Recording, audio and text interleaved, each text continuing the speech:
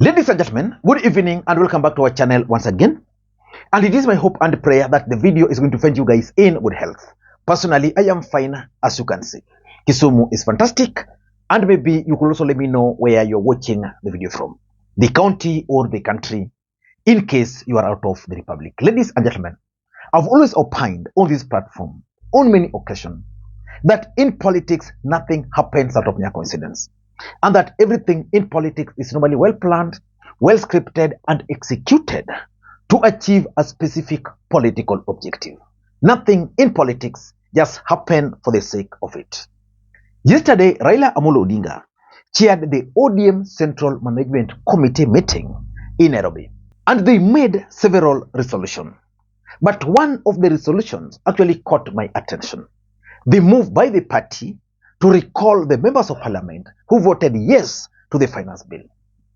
In this video, I want us to do a critical analysis why the ODM party is planning to recall those members of parliament. But first of all, let us listen to the Secretary General of ODM party reading that resolution. As a party funded by taxpayers ourselves, we will also be taking steps to scale down on our presence across the country and some of our activities to reflect this new economic reality. Lastly, that ODM shall initiate and lead recall processes in the following constituencies in light of the current office holders' repeated violation of their sacred oath and the wishes of their electorate. Number 1, Game constituency. Number 2, Bondo constituency. Number 3, Navaholo constituency. Number 4, Kajiado Central. Number 5, Ikolomani. And lastly, Suba South in Homa Bay. Yes, the criteria was very simple. In our statement, we have said repeat offenders. Those who voted against the wishes of the people in 2023 and again did it in 2024 because there are few who met their Damascus moments this year. There are some who voted no. Yes, this is the criteria we have applied the look, and we want to be able to focus on these 6 as a lesson to all the others. Is there any other question? Now that's Edwin Sifuna reading the resolutions. But the biggest question is, why would ODM party move to recall those members of parliament? The truth of the matter is that Raila Odinga and ODM party knows what they are doing, and they are going to achieve certain political objectives. But before I explain to you guys the dark secrets behind the move, in case you are watching this channel for the first time, please take a second or two, click that subscribe button so that next time we produce a video like this, YouTube will automatically notify you. And to the subscribers, I want to continue thanking you guys for your continued support, because without that support, this channel cannot be where it is. Ladies and gentlemen, without further ado, allow me to dive in. But again, before I dive in, allow me to also take this opportunity to thank the following people. You are seeing their names there for the coffee they sent to me earlier. You can also do the same using the numbers you are seeing on your screen, because it goes a long way in supporting the channel. Ladies and gentlemen, there's one question, by the way, which most of you guys have asked me, whether there would be demonstrations tomorrow. I want to be honest, I'm not a Gen Z. I've just been trying to follow the happenings. I'm not so sure whether the demonstrations will be there tomorrow. My son is going to school tomorrow. He's supposed to go to school tomorrow, and he has just asked me that question. I don't even know how to answer him, so I'm still trying to follow up. I'm saying Miguna asking people to turn up tomorrow. So let us wait and see. But let us now turn back to the video for today. Why do you think Raila Odinga is planning to recall those members of parliament? Number 1, it's about the Gen Z support base. The truth of the matter is that the Gen Zs have changed the political equation in the Republic of Kenya once and for good. Nobody will ever again take the Gen Zs for granted. After causing the change, which is now visible, you saw how parliament debated, you see the kind of the response from the leaders, how they are speaking. It means that constituency is up for grabs. If they won't be grabbed today, then they'll organize themselves and they will kick everybody out. So that's why ODM party is recalling those MPs. The truth of the matter is that if it were the wishes of the Gen Zs, they would have wanted the entire parliament to go home. They would have wanted William Ruto to go home so that the country can begin afresh. But because that's not very possible, by taking the move or the initiative to recall their members of parliament who voted yes, the truth of the matter is that ODM as a political party is trying to win the support of the agencies. That is the first objective. I don't know whether they will succeed, but I know should they succeed in recalling the members of parliament, it means a by-election is going to be occasioned. I am 100% sure that the agencies would be willing to go and camp on the ground just to ensure that those members of parliament who voted yes will not win. Number two, you know, there was this Nadco report. In that Nadco report, there were several recommendations. And one of the recommendations was on the recall clause of members of parliament, governors, or even the president.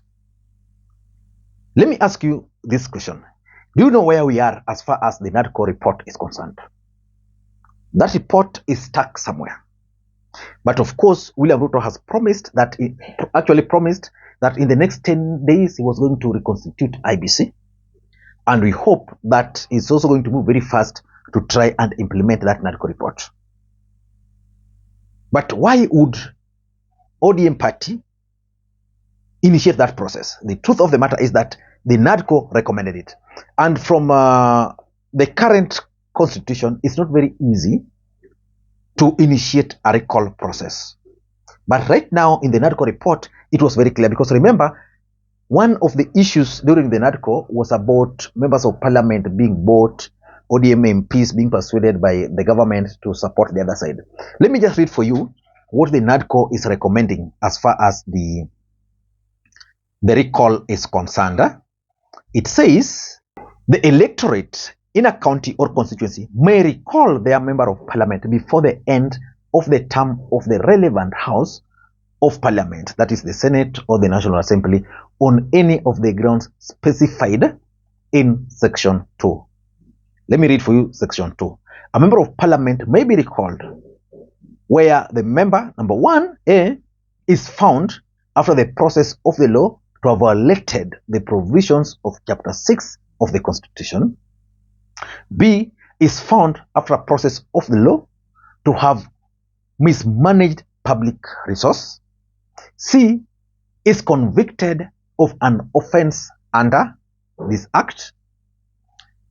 Of course, that's the number 3. Number 3, a recall of a member of parliament under section 1 shall only be initiated upon a judgment or finding by the High Court confirming the grounds specified. So I don't know which ground they will use.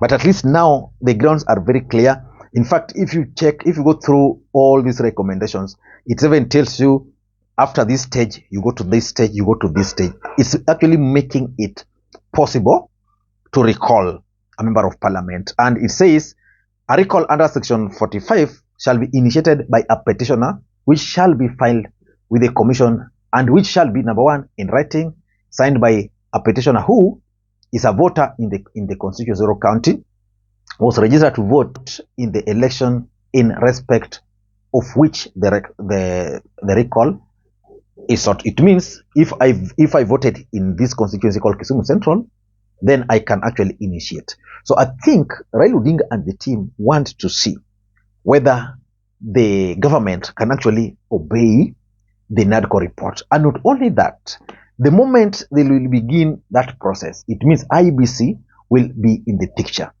which means the government, which is William Ruto, must ensure that a new commission is constituted for the purposes of recall. So I think Raila Odinga and the team were trying to play that kind of politics. Number 3 is to punish the rebels. Use them as an example. You see, in our current situation, the moment you go against your party, ideally, you are assumed to have resigned from that party, which means the party can decide to expel you, which in a ideal situation would occasion either a by-election or something like that. But we are in Kenya. So the government has always just been using money to buy members of parliament. Yeah. So the only option now is to initiate a recall a recall clause or process, have them go home and use them as example. In Nyanza, how many are remaining? Bondo, Game, and Omondi Karoli, those three. Then there's Wangwe there. I think there's some other four or something like that. So they want to punish those members of parliament. And of course, number 4, they also want to use that recall to gauge the popularity of the party, especially in those areas. Like when you talk of Navaholo in Kakamega, how is the party popular? If they recall the MP and then they are subjected to a by-election, can they win? What about in Nyanza? How will they perform? And lastly, it's partly a strategy to deter ODM members of parliament from voting against the party line. Like, for example, on this matter, the party had indicated that they are going to vote no. Initially, the idea was let them vote, but with proposed amendments. Then finally, they decided, okay, we are going to just say no to this. Some of these members of parliament had also prepared those amendments, but they refused to withdraw them. I don't know what you think, but that's my take. Until next time, this is Lee Makwiny. Bye-bye.